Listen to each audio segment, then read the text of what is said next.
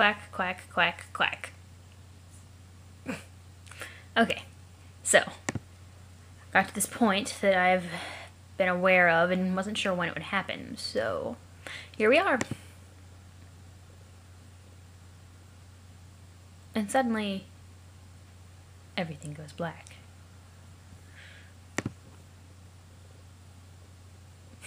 My glasses are broken. Fuck. Well, go dark.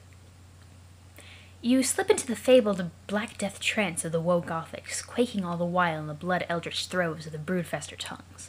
You advise the members of your complacency not to be alarmed as they chronicle the events in tomes bound in the tanned, writhing flesh of a tortured hell-scholar, with runes stroked in the black tears bled from corruption-weary eyes of 50,000 imaginary occultists. But they fail not to be alarmed. They're kind of dumb. She's grimdark. This is because, as is now painfully obvious to anyone with a brain, you have basically gone completely off the deep end in every way. You have officially gone grimdark. Resist urge to seek revenge? You make a half-hearted attempt to resist the urge. Alas, one is not easily shaken from the broodfester tongues.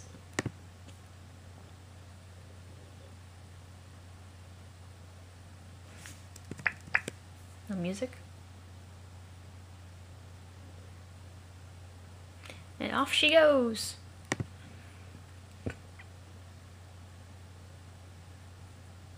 They are stubborn throws.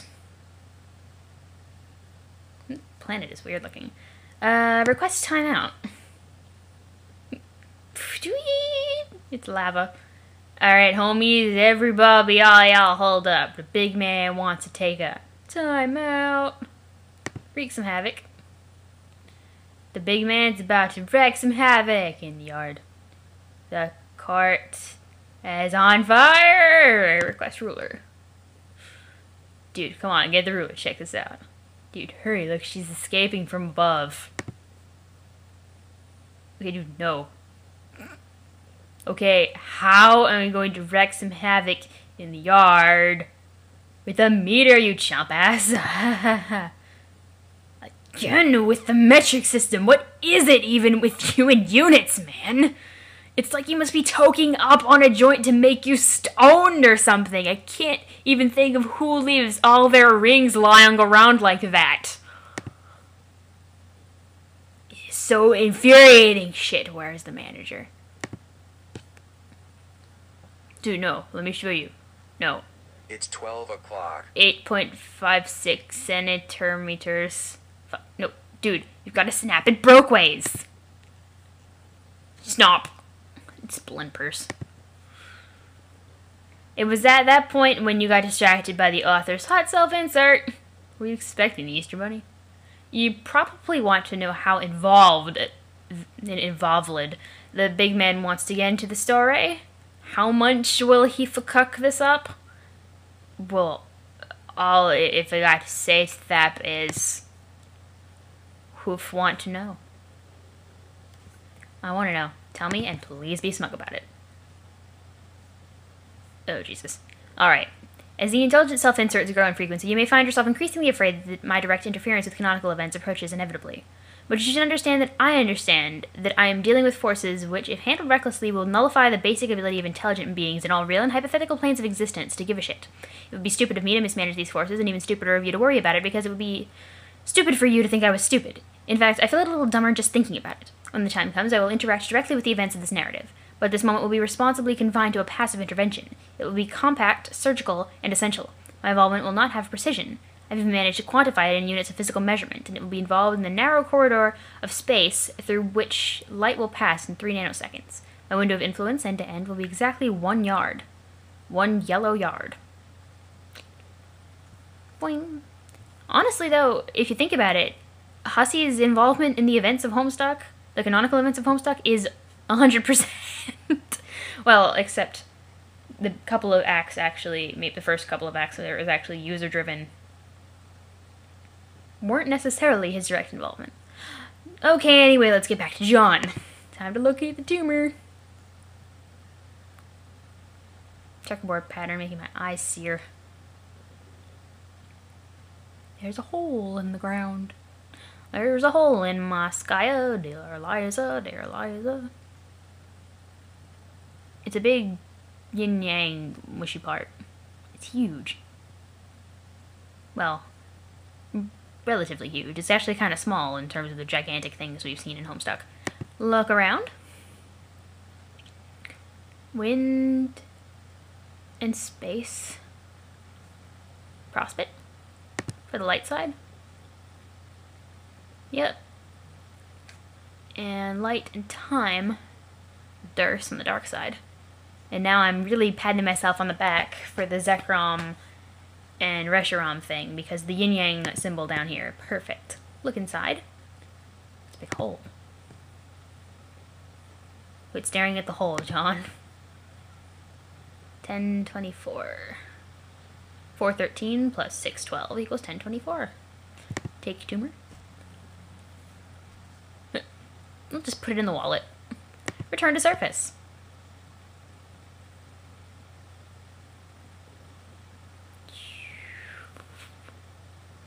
Maybe it'll knock your buck teeth back into your jaw properly. It's the blue, blue sky. And the battlefield is glowing.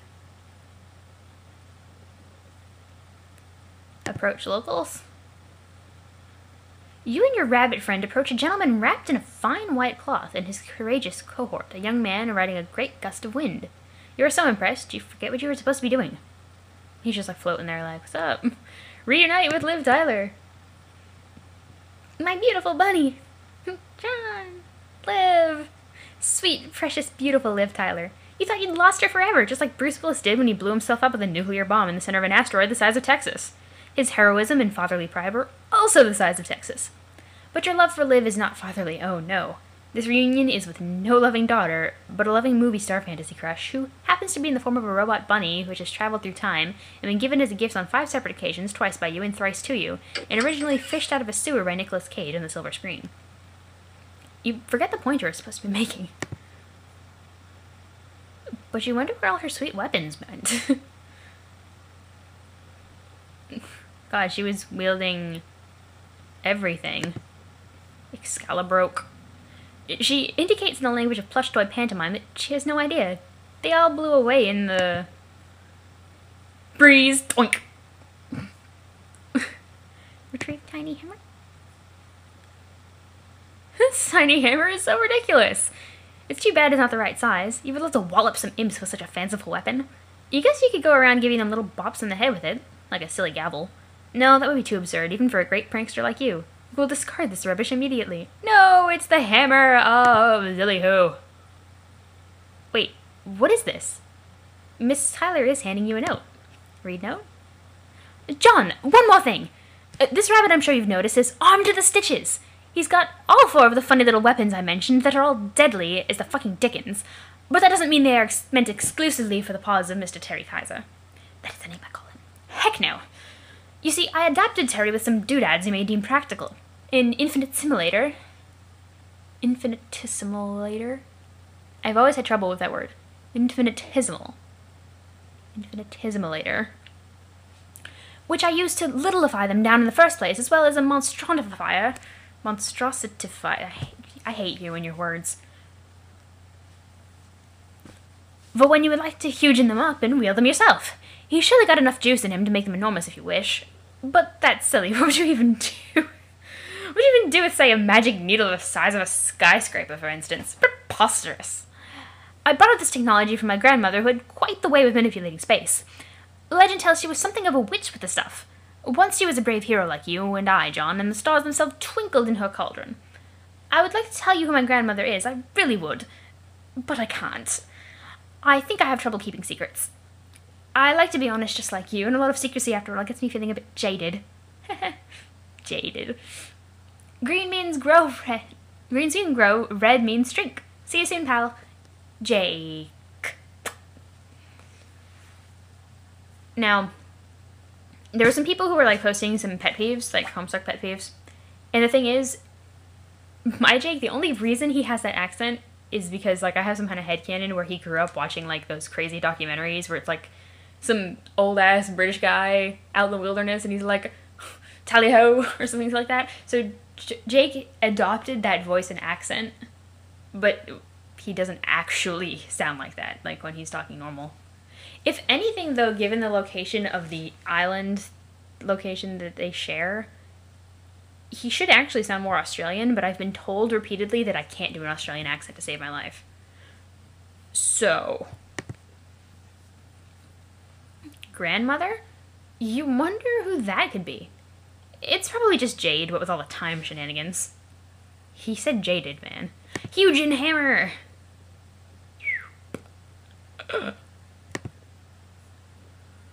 Yes! Warhammer of Zillyhoo! 1 zillion! You got the Warhammer of Zillyhoo! Ah, behold the glory of Zillyhoo!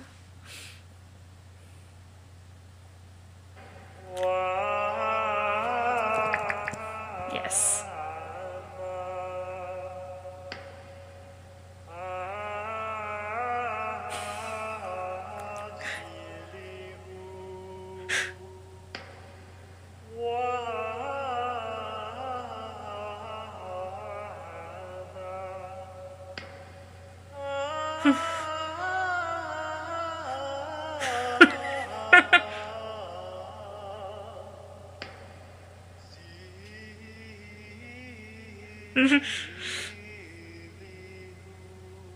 Am I seriously watching this?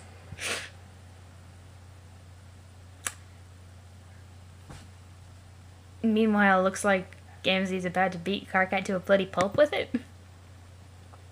You are so delighted by her rad new hammer and the cool hugening abilities of Liv Tyler or Terry Kaiser or whatever his name is. Who the hell is Terry Kaiser anyway? Probably just a movie star from the future. Who cares though? Your bunny will be Liv for life. Hearts. You wonder what other neat things you can get Liv to monstrositify with her sweet eye beams. Everything.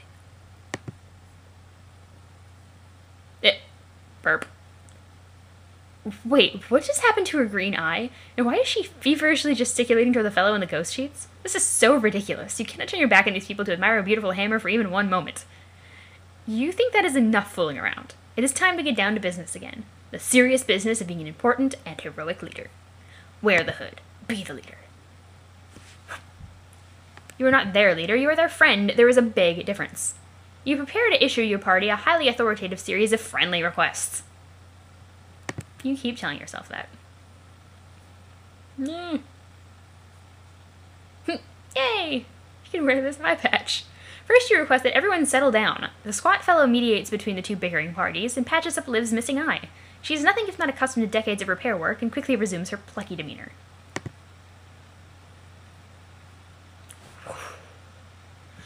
You then, in your most leaderly way, ask Liv to pilot that enormous battleship. She will now be known as Captain Tyler of the USS Zillyhoo.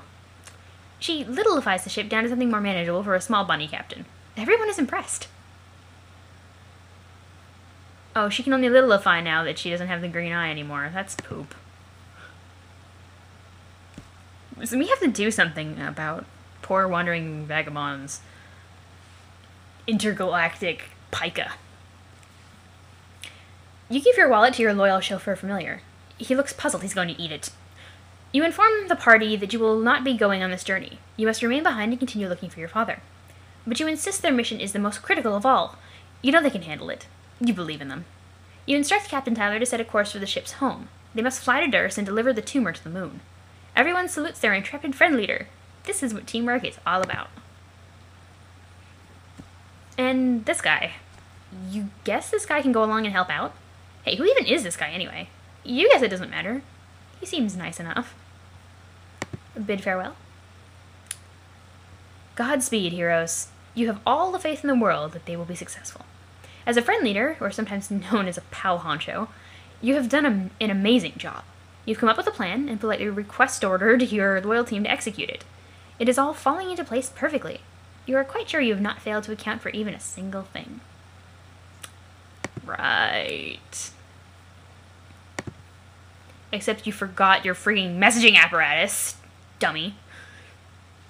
Garden Gnostic GG began pestering exobiologist EB. John, I'm worried about Rose. I'm pretty sure she is on her way there to look for Jack. I can't say for sure because I can't see her with my goggles anymore for some reason, but I'm fearing the worst.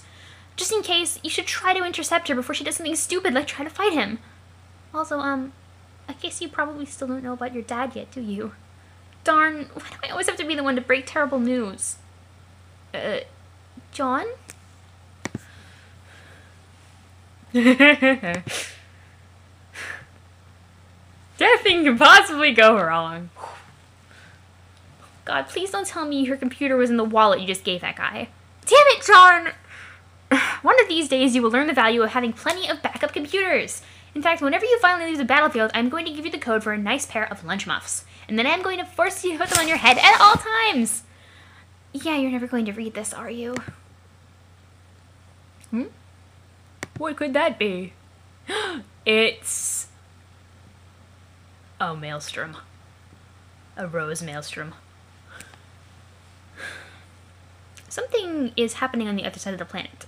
Something ominous. Something grimdark. You are so glad that grimdark is a real word, so that when things like this happen, they may be described as such. Maybe your dad is over there? You believe you will investigate. Approach grimdarkness.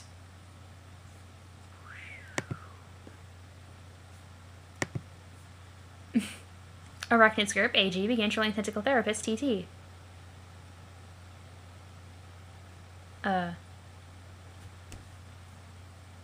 I think he meant ectobiologist there? Oh, okay. No, I see this here.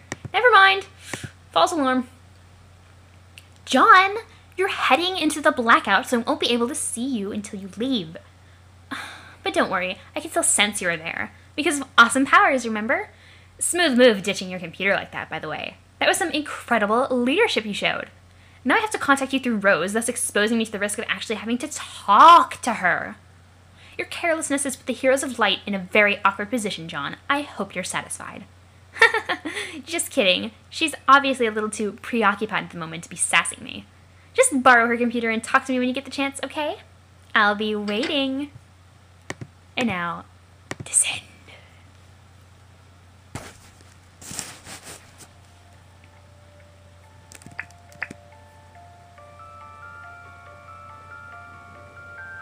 Purple.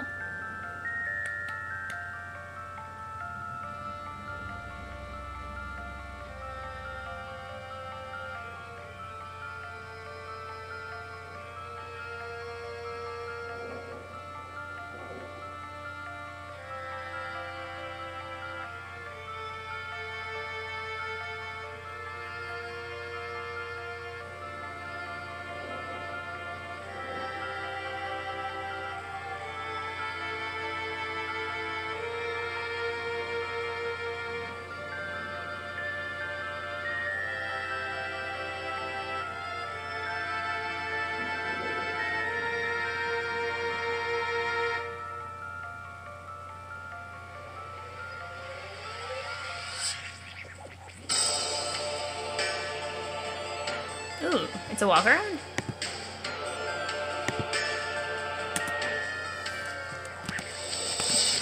There's no sign of Jack up here. Must be somewhere in the castle. Yeah, let's kick the volume down to a more manageable level. I guess I can't interact with anything? Let's hope that I can cover everything up here in a reasonable amount of time. That's right, these walk-arounds just kind of sneak up on me.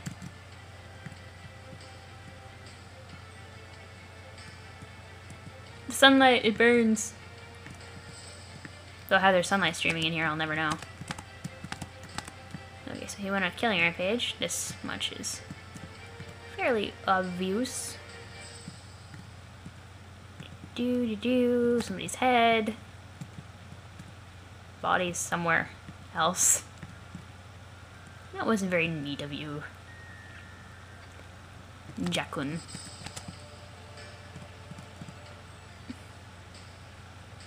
More blood. mean, a bunch of angry messages saying, you missed blah and blah and blah. Like, I don't go and check the wiki pages afterwards, guys. Speaking of which, I do need to do a backup video, but I got really angry over nothing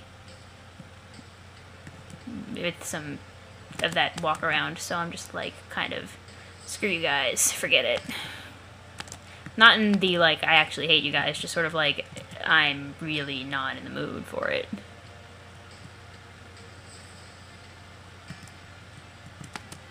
Examine tapestries. The series of banners is titled They Wait. They wait for he who would extinguish candles whilst fanning a fire. They wait for she who would thaw solid flesh and resolve it into a dew. They wait for she who would breed lilacs out of the dead land. They wait for he who would drop it like it's hot whilst the pimp's in the crib. I like that last one. So I guess now we can actually click on shit. Ooh, a chest. You got a trophy! I couldn't quite tell what it was, though. Examine bookshelf. A Foot Soldier's Guide to Combat. Most of the diagrams in this book involve a soldier advancing by a single tile, either straight ahead or diagonally while lunging with a weapon. No wonder these guys are so easy to kill. Yeah, that's what the pawn is supposed to do. He's got the big shield and the weapon. He advances forward, but he attacks to the side. Advanced Frog Breeding for beginners. Difficulty level Extreme for idiots. This is a book on theoretical physics and complex spatial geometries based on the hypothetical addition of orbs to the Queen's ring. The shapes in the diagrams are very complex. This sort of nonsense is regarded as crackpottery at best. Why would the Queen ever wear more than 4 orbs? 4 towers, 4 orbs, 4 heroes. This is a sacred truth. Journey to the center of the battlefield. Looks to be a fairy tale for youngsters. The hero is a dashing young man in a blue hood. He heals the planet from within, but can do nothing to stop its annihilation from above, nor its soon-to-follow eradication from reality. It must be sad growing up in a culture whose mythology is centered almost completely around futility. You find an ancient, unlabeled tome and read an excerpt. Though we adore him, we shall never enjoy his beauteous croak. We spill our blood on the acres of black and white so they may cross the yellow yard. At last, in Skya's reflection through broken glass, he may find the pond in which he is meant to squat. Well then. Examine idol. It bears an inscription, Our Glorious Speaker. His head was lopped clean off with some sort of sharp sword-like object. Someone around here sure must hate frogs. You wonder who it could be. It was probably Jack. Examine Froghead. The stairs are blocked. You suppose you could easily remove the obstacle, but that would spoil a perfectly good opportunity to look for secret passages. I suppose it would. Skeeter's not fond of secret passages.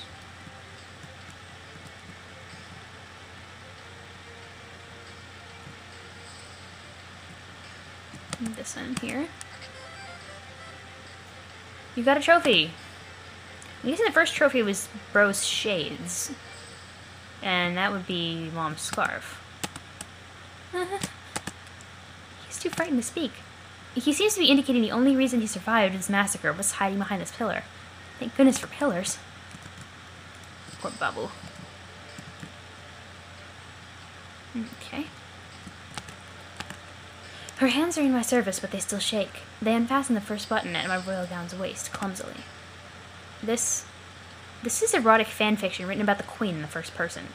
This doesn't belong in this library. This doesn't belong anywhere. Oh, you found a copy of 50 Shades of Grey, huh? Yep. More books. You really have better things to do than read a lot of books written by chess guys. Books, books, books.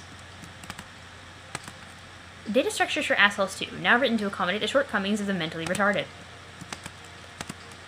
Grimoire for summoning the zoologically dubious. This is apparently on loan from the Dursite Library. It seems unlikely to be returned at this point. Okay. That's the secret passage we were looking for, I suppose. That's hat. You think you know what you might find on the shelf. Just a hunch. Yep, more books! I'm completely thrown for a loop. Rise of the Slayer, a horror story meant to scare children. Writers of prosperity and fiction tend to write what they see in clouds. Hence, their fables tend to be events which simply haven't happened yet, or happened in another realm. They like to use the word fiction so that the kids don't get too scared. Problem Sooth. You've been meaning to read this one. Absolutely required reading for any promising young seer who has blundered into entanglement with the occult through an absurd sequence of events. Seems to make sense.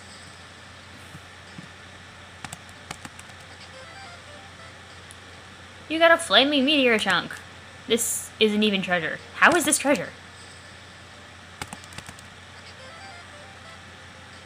You got the banner of the villain. You suddenly feel inspired, in a generally rebellious, united sort of way.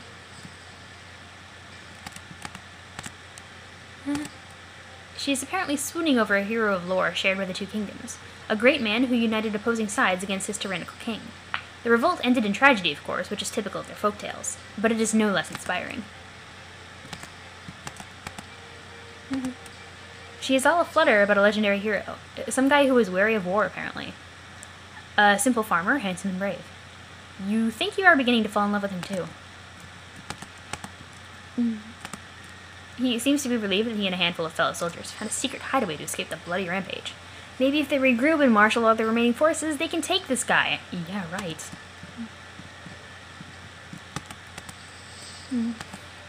She looks scared and confused. There is nothing left to do but hide. This fellow is mourning the dead. He's probably lost many friends today.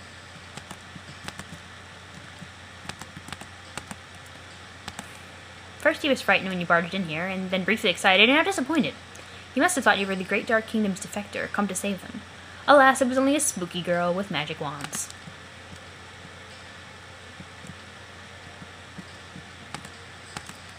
It is holy parchment. Maimed clown, undead cat, impaled crow, omnipotent dog. These four shall be held in reverence for the eternity they serve to cut short.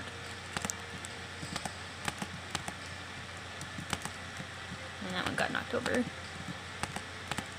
You're sick of reading. Gotta find Jack. Aww. I like the books, though. Let's go down here. Where could he be? You have never seen anything so sad in your entire life. A beautiful, muscular man-stallion struck down in his prime. What monster could be responsible for this deed? Hint, it was Jack Noir. Spoilers!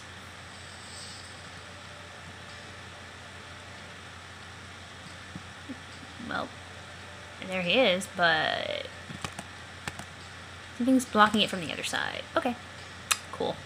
That's what I thought. Get back here. Use this door.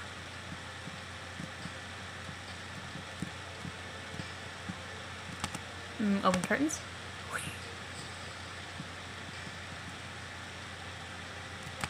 Open curtains.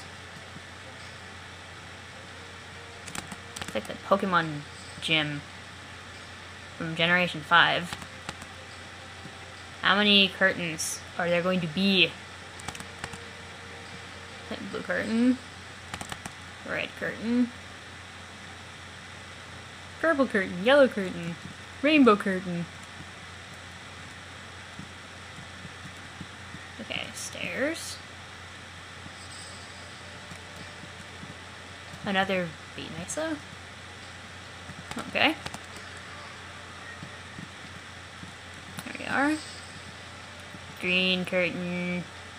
Green curtain. More green curtains. It's curtains for these curtains. I'm gonna go fight Jack Noir. And his footprints. He's so messy. Funny he should be leaving footprints. I thought he was like fond of flying everywhere. Whoa! Wow. Hi, Rose. I did not expect to find you here. Yep. What? Also, why are you all gray like that? You look weird.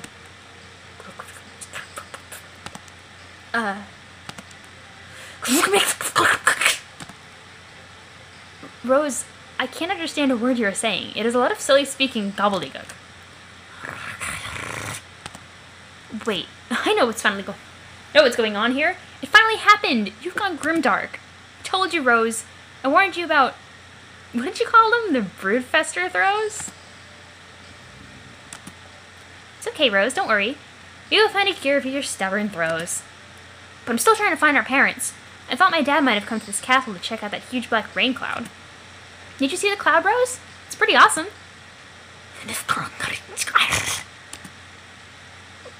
What? You sound kind of upset. What is it, Rose?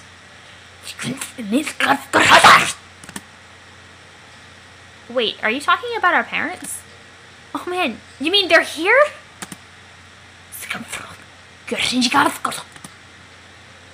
Are you saying they're in trouble? Oh no, Rose, we have to go help them. Yes, I'm frustrated too, but there's no time for such limitations. Do you think you can find them again?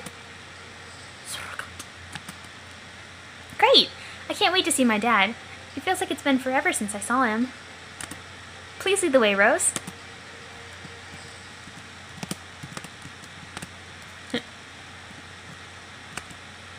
Remove idle.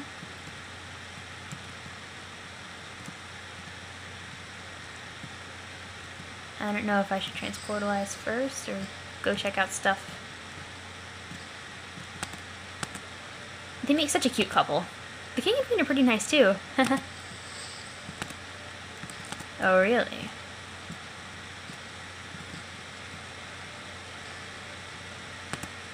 Okay. That's where John came from, so... Transportalize. Okay. I'm just supposed to drag him to their dead bodies. Well, this is going to break the cutie pretty fast. No! Rose, what happened in here? Was it Jack? Are you saying it was Jack, Rose? What's that, Rose? Are you getting aggravated and they're talking to you kind of like you were a dog? That is a really nice pillow, by the way. It goes well with your weird dark skin and gothy ensemble. Weird dark skin? Excuse me? You're welcome. Yep, these poor guys.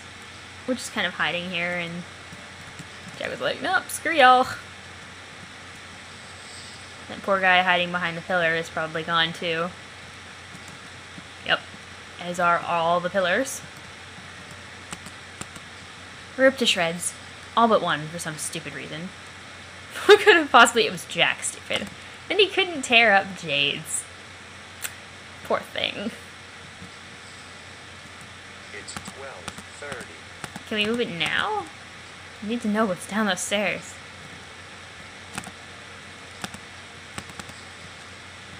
Okay. I'm gonna say that's everything here.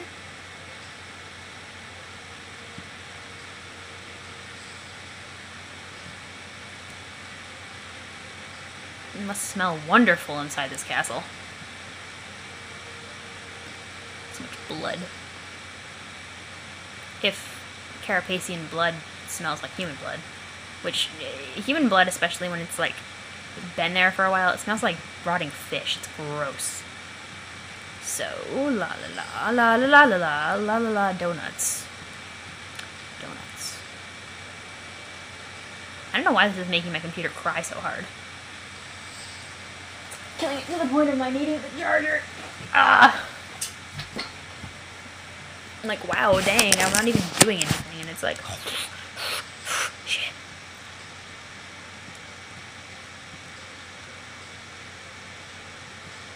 By the way, did you know the car cat thinks you're supposed to get married? Wait, I hope that didn't come off as a proposal or anything. Sorry, I'm just making conversation. I guess I am a little nervous. Because technically, this is the first time we've ever met, and also you are talking like an Eldritch monster, so I'm kind of babbling. We don't actually have to get married, though. I mean, not if you don't want to. Okay, I'll shut up now. Well, you met her while she was asleep. So, yeah. Like, your skin's so weird and dark. I'm black, you idiot. Oh. Whoops. We'll leave that for that video, and we'll do the next S next time.